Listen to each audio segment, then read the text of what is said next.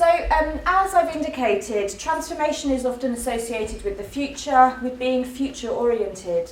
This comes across in very different theoretical approaches which have different foci and are kind of interested in different things. So, for example, in the early 2000s, in their exploration of the rise of individualisation and kind of thinking about neoliberalism as well, Ulrich Beck and Elizabeth Beck-Gernstein argue that an ethic of individual self-fulfillment and achievement has emerged, and this requires individuals to construct experimental and flexible life biographies. Such transformational projects, they argue, are directed towards becoming better in the future, and they argue that people are better adapted to the future than our social institutions and their representatives. Put simply, if an individual's life biography isn't successful, it's up to that individual to experiment again, to construct another life, to realise their own potential. In her research on personal development workers, the notion of the self and its transformation, Elaine Swan argues that personal development workers operate through different ideas of what the self is and can become, and of what is involved in the transformation of the self. She argues that what is of prime significance to this need or desire to transform is the possibility of changing the future. So the future is that which involves a self different to and better than the self in the present and the past. Swan argues that for personal development practitioners, the future is not so much detached from the present, that which is yet to be, but the future is innate, it's contained in the present self. The future is also a vantage point that is sought out in order to illuminate the present and to offer different perspectives from which to view oneself. So she argues that the popular notion of the self as the accumulation of the past and development as a kind of a unidirectional linear journey is complicated because time can be reversed. So feminist work, including Swan's, has been keen to unpack the politics of self-transformation. Angela McRobbie, for example, points to how young women in particular embody the individual who is the subject of self-help guides, personal advisors, lifestyle coaches and gurus, and all sorts of self-improvement TV programmes, which she suggests provide the cultural means by which individualisation operates as a social process. Bev Skeggs demonstrates how the free agent in Beck and Beck-Gernstein's account, who is kind of seen as able to construct their own experimental life, assumes not a neutral individual, but rather a classed individual who has access to the resources by which the self can be known, assessed and narrated. One productive task for cultural and feminist theory, then, is to track how images of transformation are prevalent across popular culture and how such images are effectively felt and lived out. So what is the immanent and empirical experiences of those bodies which are caught up in the imperative of transformation, who kind of feel this need or requirement to transform? Are some bodies more than others caught up in the desire or requirement to transform? In these ways, how does power work through the affectivity of images of transformation?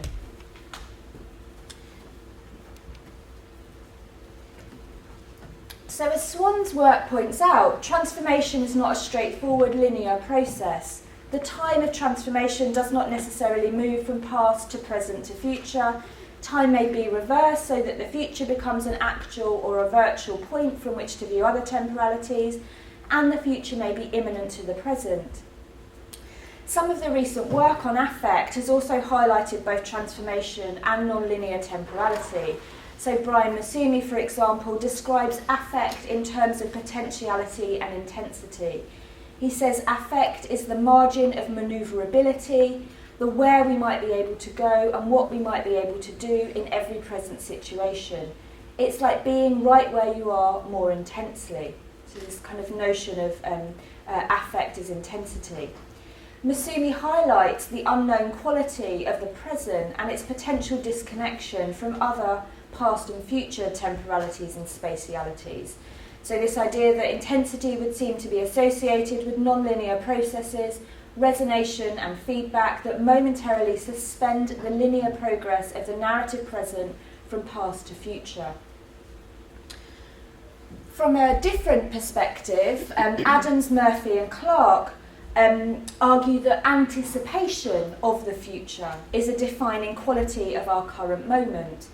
For these authors, and their focus is on the implication of young girls in a wide range of biomedical practices, they argue that anticipation now names a particularly self-evident futurism in which our presents are necessarily understood as contingent upon an ever-changing astral future that may or may not be known for certain but must still be acted on. Moreover, and kind of crucially for my argument here, anticipation defined in this way is an affective state. Anticipation is the palpable effect of the speculative future on the present. As an affective state, anticipation is not just a reaction, but a way of actively orienting oneself temporally. Anticipation is a way of a regime of being in time in which one inhabits time out of place as the future. What's significant here, I think, in this identification of anticipation as a defining quality of contemporary social and cultural life is that it is this affective state that requires this temporal orientation to the future. And they describe this as a kind of orientation to the future, as if the future is what matters most. Anticipatory modes enable the production of possible futures that are lived and felt as inevitable in the present. As an affective state, anticipation can be understood as the future being kind of effectively felt and oriented around seemingly inevitably in the present. So in previous work, what I've done is I've kind of taken up these ideas about anticipation to examine how images of transformation across popular culture function in terms of this kind of affective state. So I've suggested that makeover TV, online dieting plans, interactive mirrors that are placed in shop changing rooms, and government health campaigns work through an image of the future as a better time. And that this kind of image of the better future effectively appeals to and draws in those bodies whose presence may be difficult or in need of transformation. So, for example, there's been lots of feminist work on makeover TV that talk about how it's primarily working class women who are the participants of these programmes and who kind of engage effectively as audiences with these kinds of images. So the idea that the kind of the better future that transformation, self and body transformations promise is effectively appealing to some people more than others. So this is an effective, intensive temporality because the future is not only that which is promised that will kind of unfold from the present, but is also a kind of a virtuality or a potentiality that comes to take over and organise the present. So the future has kind of taken over the present. The present becomes oriented around the future. The present has become, or there are these arguments that the present has become kind of organised around the future, and how what I'm interested in doing now is exploring whether and how it might be possible to think about transformation not only in relation to the future, but also in and as the present. So what might it mean to think about the transformative present? And there are a number of reasons that I'm kind of interested in doing this. So one way it's to draw out what Masumi kind of argues is the unknown quality of the present. So to think about this unknown quality of the present a bit more explicitly. It's also to think through what it might mean to re-inhabit the space, the present as an intensive space and time, rather than for the present to be kind of taken over by the future. So what might it mean, or what might be involved in excavating the future from the present and for the present to be the present? I'm a bit concerned in kind of, or I recognise the problems in phrasing the question this way, as I don't think it's possible for a temporality to be kind of a pure of other temporalities. So the present is an assemblage of other temporalities. But at this stage, kind of where I am in the project now, I'd like to focus on how to understand the present itself. So not as kind of taken over by the future. This might also be posed as a political question, I think, in the terms that theorists like Lauren Ballant set out, where she sees a focus on the future as cruel because it ties people into relations that don't necessarily work in their best interests and that distract attention from the now. So this is particularly in her work on cruel optimism. So the cruelty of being kind of attached to a time that is not yet here. So to focus on the present is also to pay attention to the liveness or happening of contemporary media technologies. So that is to how digital culture is kind of hyper-connected, always on, affective or non-representational, and is involved in reworking boundaries between production and consumption and between temporalities and spatialities. And that's a very kind of brief and reductive account of what digital culture, how we might understand digital culture, but I'm going to return to these ideas throughout the paper. So to begin this work of thinking about the present, I find it helpful to return to Raymond Williams's well-known concept of structure of feeling. And I found it helpful to reread this essay and some other of his work in light of this current kind of interest in liveness, happening, affect, and non-linear intensive temporalities.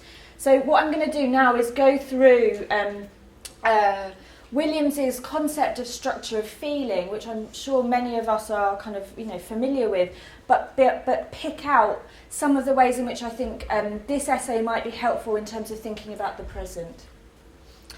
So in the essay Structures of Feeling from 1977, Williams argues for an understanding of culture and society as processually structured and for a mode of analysis capable of attending to the active, flexible, temporal present, rather than fixed forms. For Williams, such an approach is necessary because of what he sees as the tendency of analysis to express society and culture in a habitual past tense, fixing, finishing and making into form the processual, moving and changing present. A consequence of this tendency is a separation of the social or cultural and the personal. So he talks about how the social becomes something that is solidified into what is recognisable and can be articulated.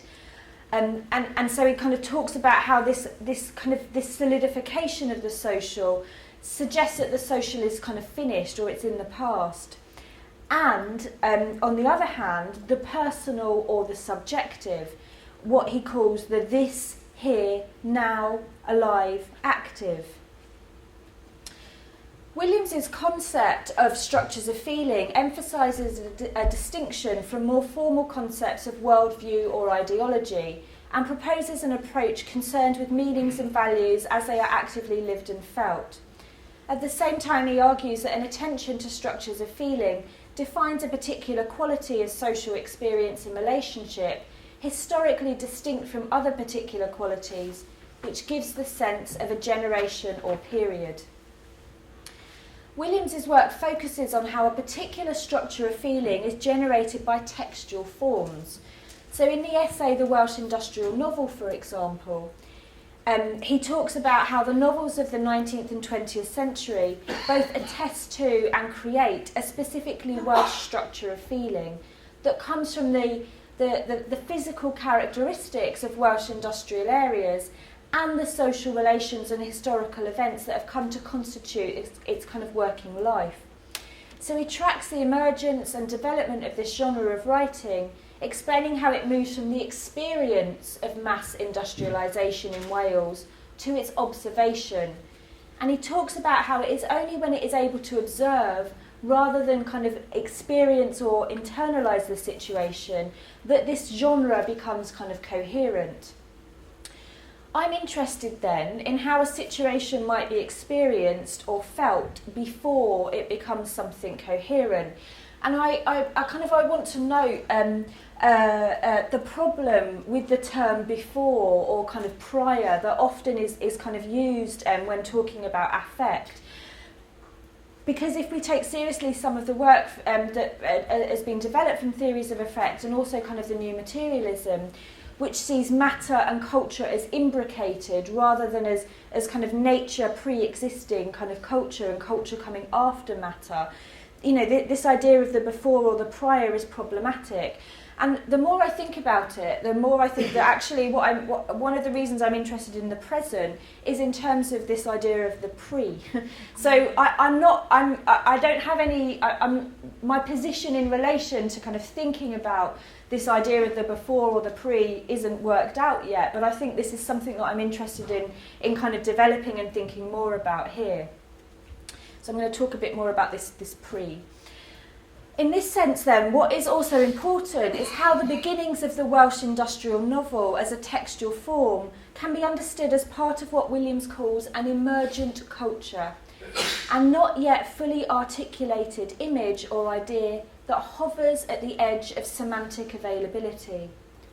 Crucially, even before they are delineated and defined, such emergent cultures inform, limit and direct experience and action, constituting a structure of feeling that works in relation to residual and dominant cultures.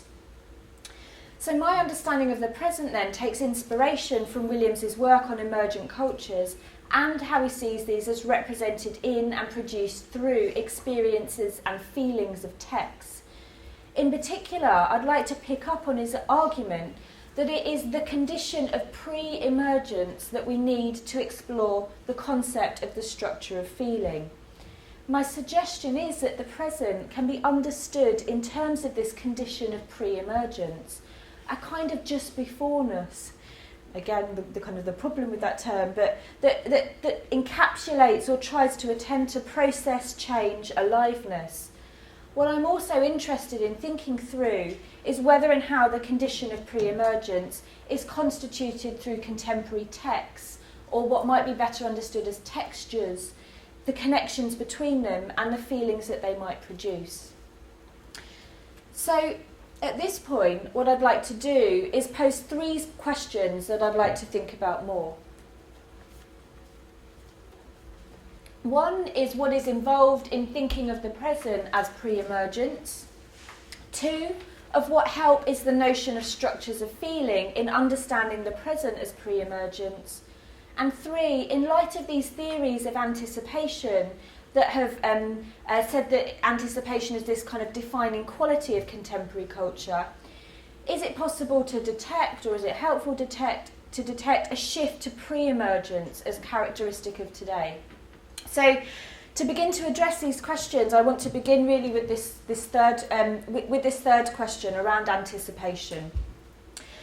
So, as I've been kind of talking about, for Adams, Murphy and Clark, anticipation is a regime of being in time in which one inhabits time out of place as the future. The future for them is what matters most, so that the future comes to take over the present. What such an account of temporality suggests, implicitly perhaps, is that the present and future are or should be distinct temporalities, or what Lisa Adkins describes as an assumption that the future is and should be a separate horizon from present practices and events. So turning to theories of preemption might be helpful here. Rather than suggesting that the present is colonised by the future, what theories of preemption indicate is that the future exists within the present. Brian Masumi, for example, has developed his account of affect to consider the ways in which power works effectively. So he develops this notion of preemption in contrast to what he says is a mode of power that works through prevention. He says prevention is underpinned by a linear temporality. It's rooted in the present and seeks to prevent an event happening in the future. However, Masumi identifies a kind of a mode of preemptive power, which he argues is performative. So he says prevention does not prevent, it effects. It induces the event in effect. Rather than acting in the present to avoid an occurrence in the future, preemption brings the future into the present. It makes the present the future consequences of an eventuality that may or may not occur, indifferent to the actual occurrence. So the events in the future, the consequences of that future event precede it, as if it had already occurred. So what Masumi is kind of arguing has happened here is that the linear progressive temporality of prevention is reworked with preemptive politics. So he talks about how this kind of future event is brought into the present, and it kind of the present is organised around this future event.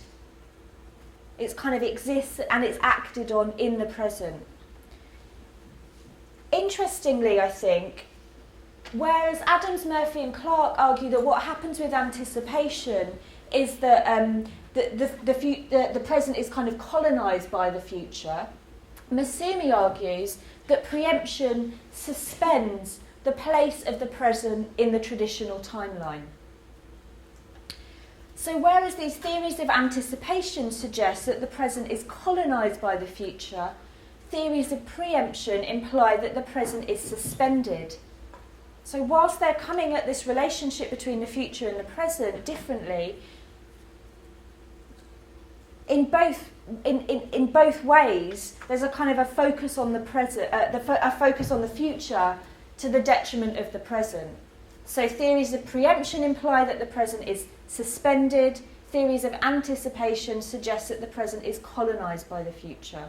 So in these different ways, the present has been overtaken by the future. The present is as if the event in the future had already occurred.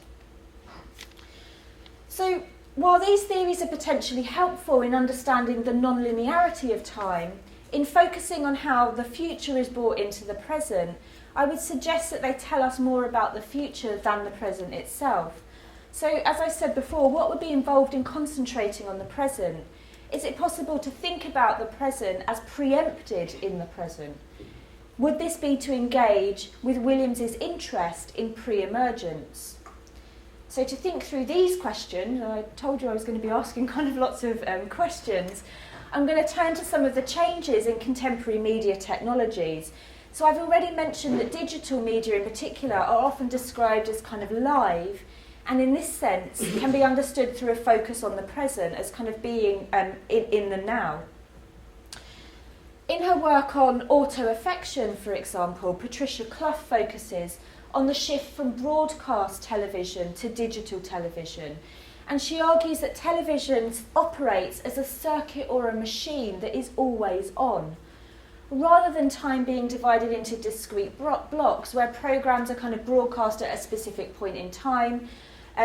What the always-onness of digital television suggests instead is a technological network that is constantly available. So we don't have to sit down to watch a TV programme at a particular time.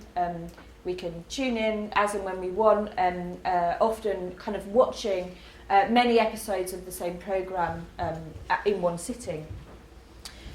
That might just be me.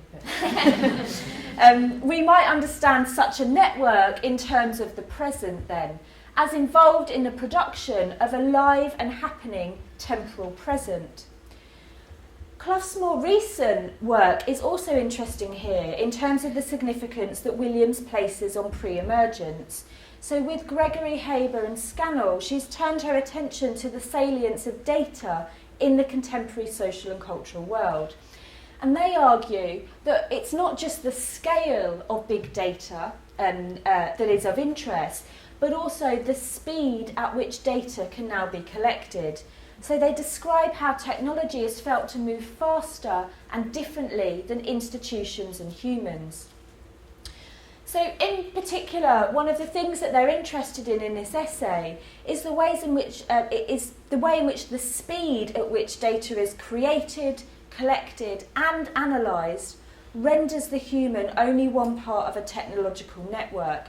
And I think this is kind of interesting in terms of those theories of transformation and the future that I began with, where the focus is on the self and kind of self-transformation. So I'm kind of interested in thinking about whether a focus on the transformative present in these ways kind of displaces the human. Data is created in real time through a range of different devices and is collected and analysed in this same time.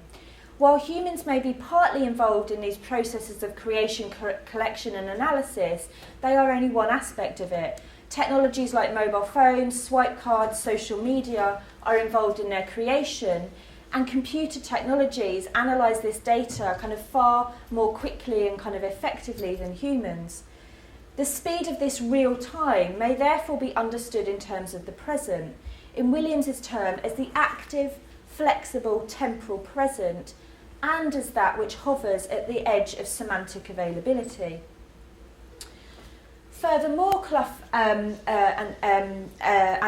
her collaborators argue that big data doesn't care about you so much as the bits of a seemingly random information that bodies generate or that they leave as a data trail.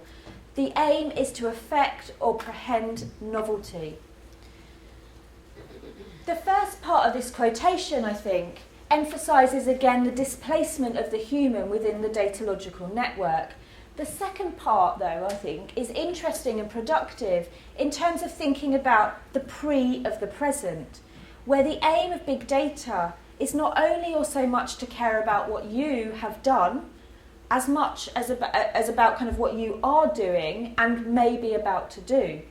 To affect or prehend novelty, then, is for big data to be concerned with emergent forms of sociality in their emergence. Big data is concerned with the emergence or the pre of the present. Okay, so in light of this work on developments in media technologies, I want to return to the three questions I posed earlier. What is involved in thinking of the present as pre-emergence? Of what help is the notion of structures of feeling in understanding the present as pre-emergence? And whether there is a shift to pre-emergence as a defining quality of contemporary culture. In terms of question 3, my argument so far has been that we might want to think about pre-emergence as well as or instead of anticipation and preemption as a characteristic of today. In Clough et al.'s terms, data is emergent, unfinished, open-ended, processual, active. So too are the means through which data is generated and made sense of. Non-representational, adaptive, algorithmic architectures that seek to prehend incomputable data and thereby modulate the emergent forms of sociality in their emergence. So that kind of quote again. The emergent forms of sociality in their emergence. In terms of question 1 then, the present is not so much colonised by the future, as in theories of anticipation, nor suspended, as in theories of preemption. Rather, the present is flexible, happening now, and importantly is transformative. It's in the process of emerging. Interestingly, Clough et al. Call the data that is central to the datalogical turn noise. Those data that are most typically bracketed out as noise in sociological methods, or what she calls, or what they call kind of affect, or the dynamism of non-conscious or even non-human capacity. So this idea of kind of the affective as kind of noise that has been kind of bracketed out of the social sciences and humanities until recently. That might be something we want to talk about later on. So kind of what they're drawing attention to is how the affective is picked up and put to work in and with big data. Social and cultural life as pre-emergence indicates not only difficulties in developing theoretical frameworks to understand it, but also methodological problems. How can media studies, cultural studies, sociology and so on coincide with pre-emergence? So here I want to address question 2, the notion of structure of feeling, by returning to kind of Williams's work. So one of the ways in which Williams defines structure is as a set with specific internal relations at once interlocking and in tension. Yet we are also defining a social experience which is still in process, often indeed not recognised as social but taken to be private, idiosyncratic and even isolating, but which in analysis has its emerging, connecting, and dominant characteristics, indeed its specific hierarchies. This definition is helpful, I think, because it connects up the personal and the social, which Williams argues are often kind of separated, and because it sees structure as both a set of internal relations, interlocking and in tension, and as a social experience which is still in process. There is then both form and movement, organisation and process. And I think kind of keeping these different scales and scope of structure is important in order to attend to the significance of the effective in digital media and big data. And it's also, you know, kind of, if you think about how structure is often used in sociology, structure is often seen as something that is kind of static and kind of overarching, and that restricts in some way the active kind of agency of individuals. So this idea of structure, I think, kind of tries to move away from that static notion and to think about structure as this thing that is still in process. What I would like to do, though, is push Williams's definition of structure a little further towards the concept of infrastructure. There are two reasons that I'd like to do that. One is to expand the texts or textures that might be examined, and the other is to develop the notion between structure, feeling, and affect. So Williams, of course, is interested in feeling. His definition of structure is a structure of feeling. And he talks about how a structure of feeling may be identified in a particular genre or literature or series of artworks. I'd like to think about how a structure of feeling is generated through a wider architecture of different kinds of texts. In terms of how the present is encountered and experienced, it's worth considering the role of, for example, digital devices, apps, platforms, but also kind of other kind of temporal devices or objects like seasons or watches or diaries or lists. So I'm interested in expanding this notion of text, but not necessarily only focusing on kind of digital text. Secondly, the term infrastructure has recently been used to refer not only to the often overlooked technological and institutional linkages or systems via which culture and society are organised, but also to the affective dimensions of the cultural. So Lauren Ballant has examined the affective infrastructures that bind people together and are involved in the formation of collectives that may never quite come together in stable ways.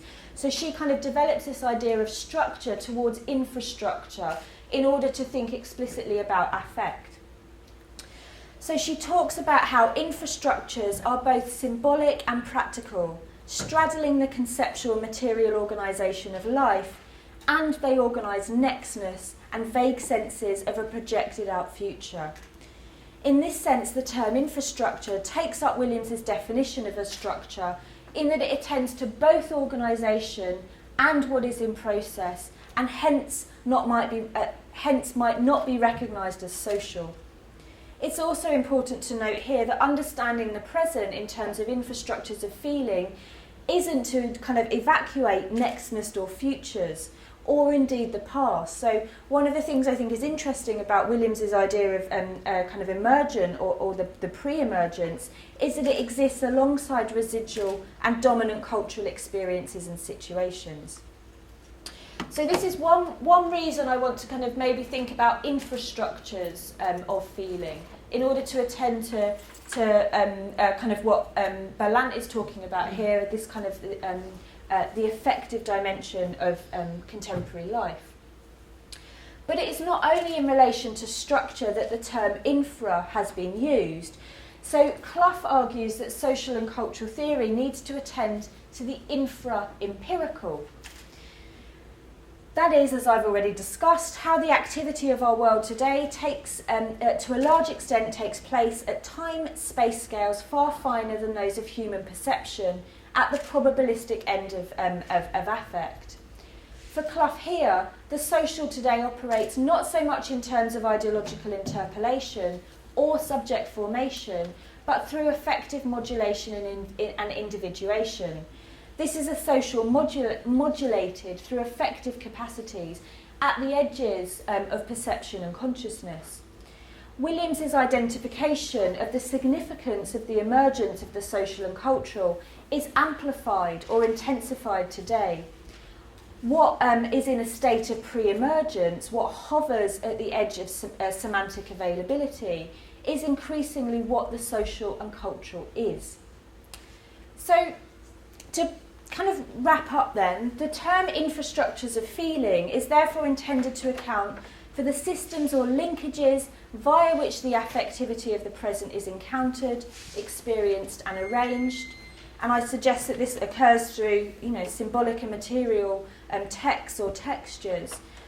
So I'm expanding Williams's concept of structure to infrastructure in order to emphasise the importance of attending to that which is experienced but might not be yet recognisable or articulable, or to ask whether a particular quality, characteristic of today, is pre-emergence. So I think there are different ways in which we might develop this idea of infrastructure, both theoretically and methodologically. So one of the things that we might want to do then is look at specific devices like mobile phones, laptops, iPads, and specific technologies such as the internet or Wi-Fi, and of course the relations between them, to think about how they work as a set in the way in which Williams defines it, kind of connections that are interlocking and in tension. But what we might also want to do is explore the specific feelings that might be produced through pre-emergence. So Adams et al. Describe the condition of anticipation as an ethicized state of being. So they talk about how with anticipation there's a sense that one is in a perpetual ethicized state of imperfect knowing that must always be attended to, modified and updated. So this, they says, engenders alertness and vigilance as normative effective states. So what I'm interested in doing then is examining whether the alertness and vigilance of anticipatory regimes are the normative effective states today. So if, as I've suggested, pre-emergence might be coming to characterise contemporary culture, what effective states emerge with this? And my tentative suggestions would be that alertness and vigilance may be joined with, for example, a compulsion to frequently check on our own or our friends' Facebook posts or our emails, a pull to the flow of Twitter, an anxiety if we are away from our mobile phone, nerves about our laptop running low on battery, boredom at agreeing to terms and conditions during online shopping, frustration when internet pages take a while to load or when updates to applications interrupt what we're doing, joy at speaking to a friend on Skype, distraction by working across different screens, immersion in a Netflix box set. Again, kind of drawing on my own. You may have others to add or to kind of disagree with these. These affective states cross between different scales, work with and against each other in different arrangements, indicate contradictory affects or emotions, and may not quite come to constitute a normative state. So, for example, while some of these affective states might be articulable in as language, so we might be able to kind of recognise when we're frustrated or when we're happy or when we're angry, others may be vaguer or not so easily expressed. So I think noting these differences is important in terms of Williams's definition of structure as a set of relations that are both connecting and in tension, and for my attempt to develop this into an understanding of infrastructure. What these affective states draw attention to then is the transformative quality of the present, a temporality that moves, adapts, stretches and contracts. And I'm kind of aware that I haven't kind of drawn the boundaries of the present, and I think that's an interesting question, whether we can draw those boundaries. And I think that this idea of the transformative quality of the present might be explored via a notion of infrastructure of feeling, a framework and methodology that is itself moving, adapting, processual or transformative.